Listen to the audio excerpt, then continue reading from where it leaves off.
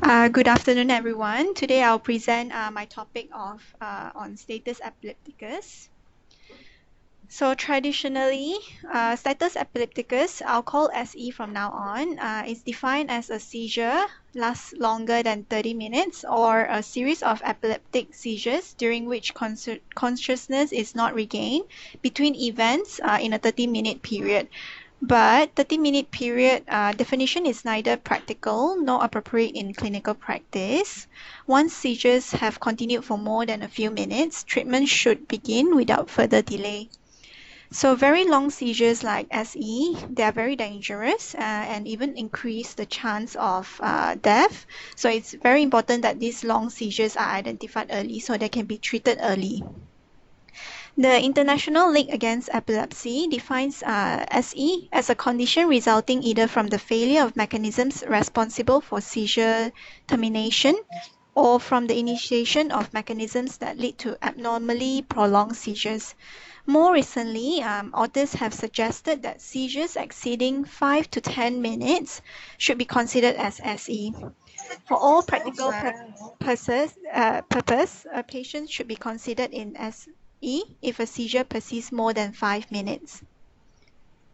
So a seizure is unlikely to stop spontaneously if it's longer than 1 to 2 minutes in adults and more than 4 minutes in children. The risk of brain damage and mortality increases with duration of seizure activity. Therefore, therapy for SE need to begin promptly to reduce cerebral damage and metabolic complications and reduce mortality as well. The incidence of SE follows a U-shaped distribution, so with relatively high incidence rate in children less than 1 year old and rise again in adults more than 60 years old. So over a lifetime, up to 10% of adults with epilepsy and 20% of children with epilepsy will have one or more episodes of SE. So SE affects males and females equally and is not believed to have a predilection for any particular racial or ethnic group. So SE can generally be divided into generalized and or focal, and then further subdivided into convulsive and non-convulsive.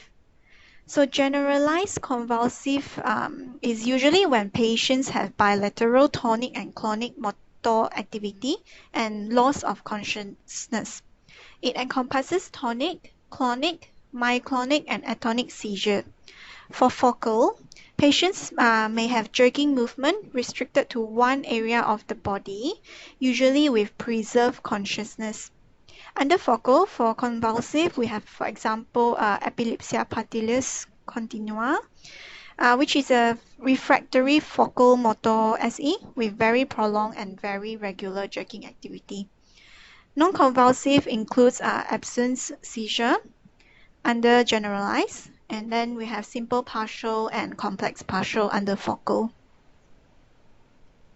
So the most common etiologies are acute symptomatic, meaning if underlying medical or structural cause is of recent origin, accounting for approximately half of all cases, followed by remote symptomatic, meaning combination of an earlier lesion and superimposed new metabolic infectious or pharmacologic stressor, and a low anti-seizure drug levels in a patient with known epilepsy. So example of some of the more common causes in adults include acute structural brain injury, for example, stroke, head trauma, hemorrhage, hypoxia, or if we talk about infection, encephalitis, meningitis, or abscess, or brain tumor. So stroke is the most common, especially in older patients. Remote or long-standing structural brain injury. So, for example, prior head injury or neurosurgery, cortical malformations, or benign brain tumors, etc. So, anti-seizure drug non-adherence or discontinuation in patients with prior epilepsy. Another one is use of or overdose with drugs that lower seizure threshold. For example, cefepime, metronidazole, tricyclic antidepressant.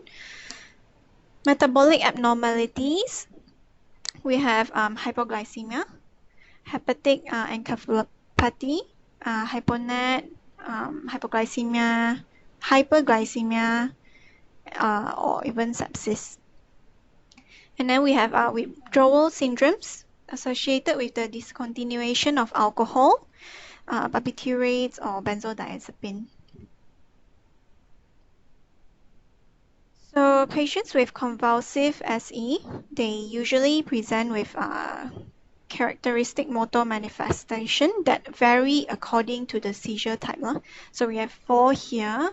So I'll just briefly go through each. So in generalized, the most dramatic one with potential for serious complications, even mortality.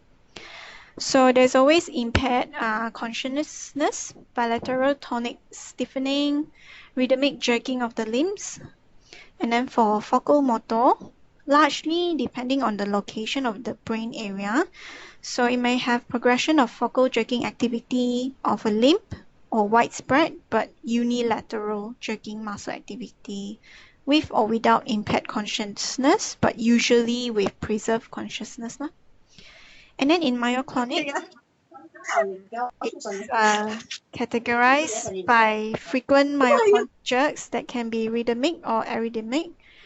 It is much rapid, but with lower amplitude, jerking muscle activity, but with marked variability. As for tonic, slower movement, more sustained maintenance, and it's also rare. But it can happen in children with many seizure types, especially those have cognitive deficit from birth or early childhood. So a little bit about non-convulsive SE. In general, includes all type of SE that have no or subtle motor manifestation. So it's common, but often misdiagnosed. It should be suspected when patient does not wake up within like 30 to 60 minutes of a cessation of convulsion.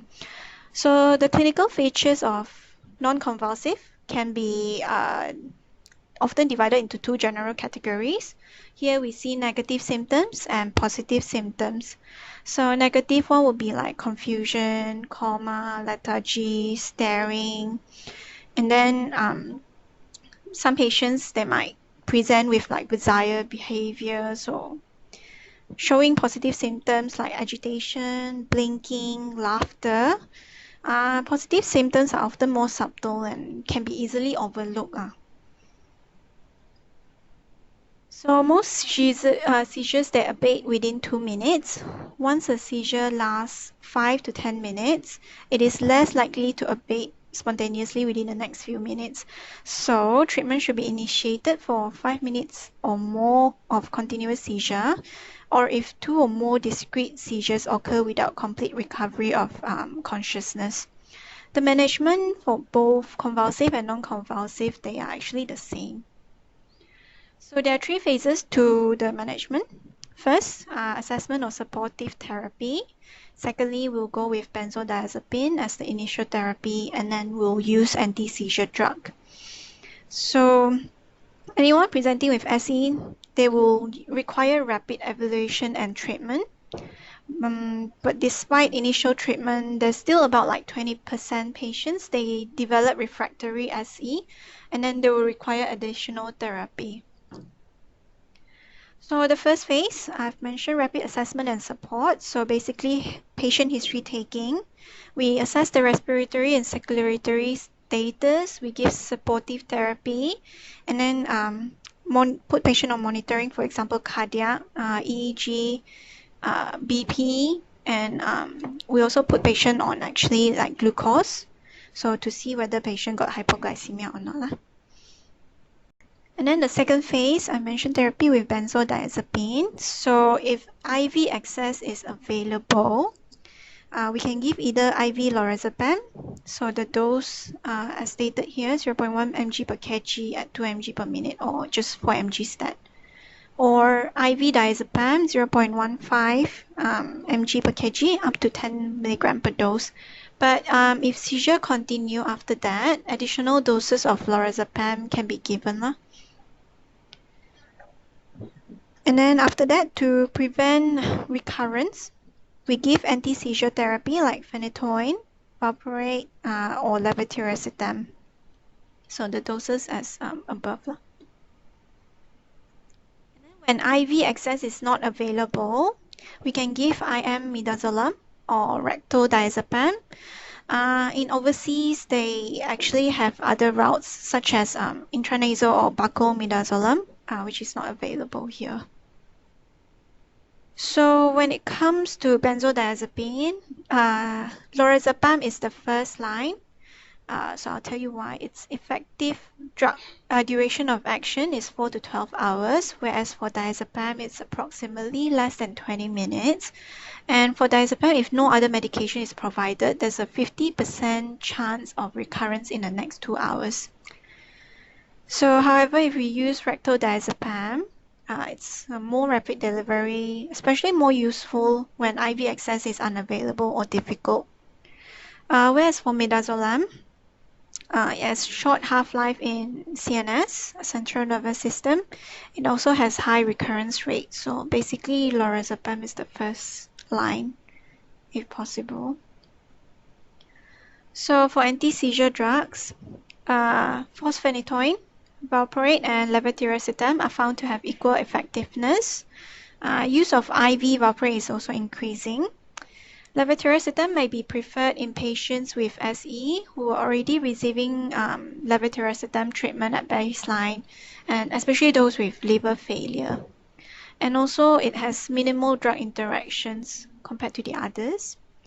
Phenobarbital, usually not recommended due to disadvantage such as slow administration, prolonged sedation, higher risk for hypotension or hypoventilation due to its long half-life.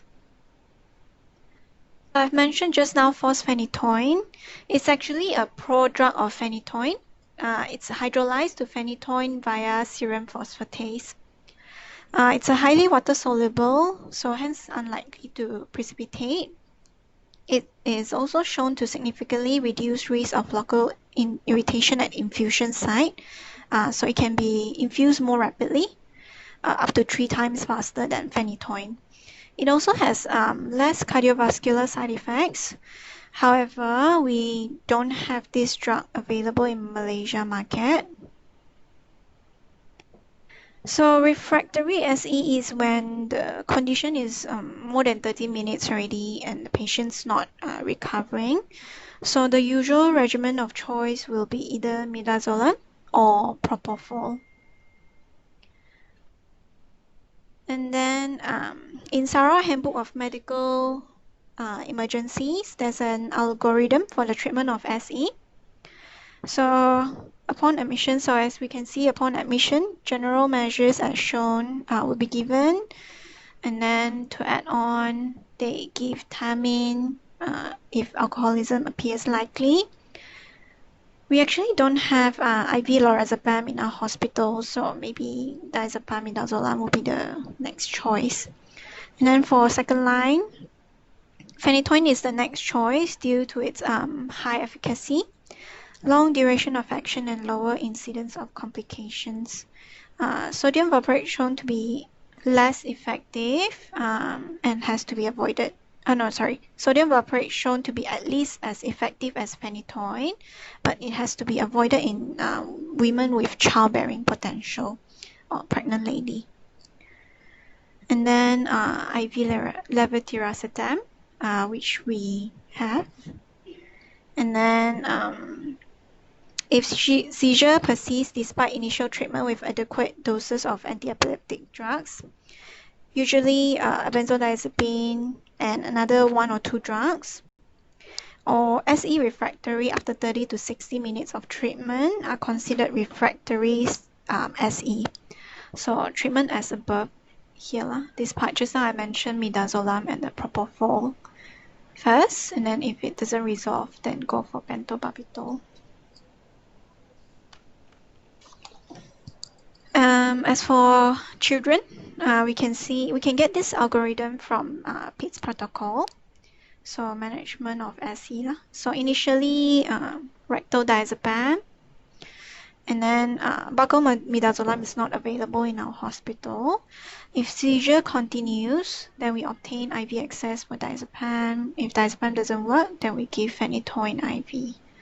So if seizure continues after phenytoin, we go further down, midazolam, phenobarb, or sodium valproate, or even levetiracetam.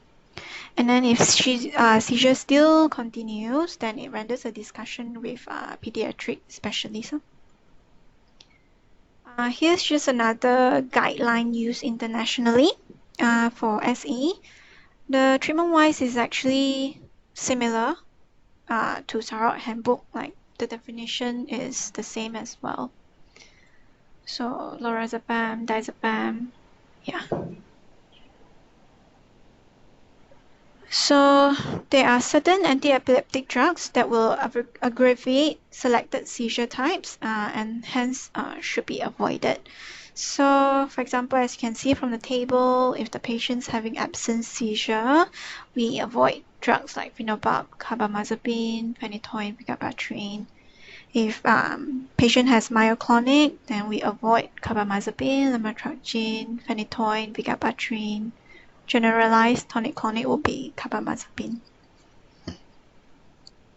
So as with all medications, there are adverse effects.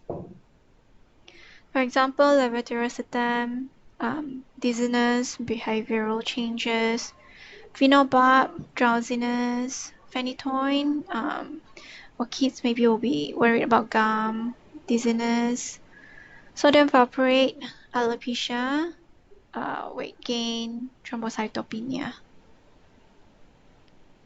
So seizure first aid might be worth it for you to know. So what to do if suddenly someone around you has a seizure? So the first line of response is to provide general care, comfort, and we want to keep the person safe. So for most seizures, basic seizure first aid is all that's needed. So the steps are fairly simple. We stay, safe, and sight. So first, we stay with the person until they are awake and alert. It's important to remain calm. It will help the others to stay calm as well. So we reassure the person during and after the seizure. It will help as they recover from the seizure. And then we check for medical ID if they have any.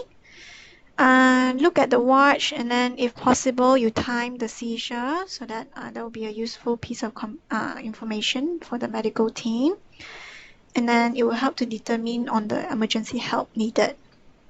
While most seizures they only last a few minutes, can be unpredictable. Some may start with minor symptoms and then leading to loss of consciousness or a fall that could cause injury.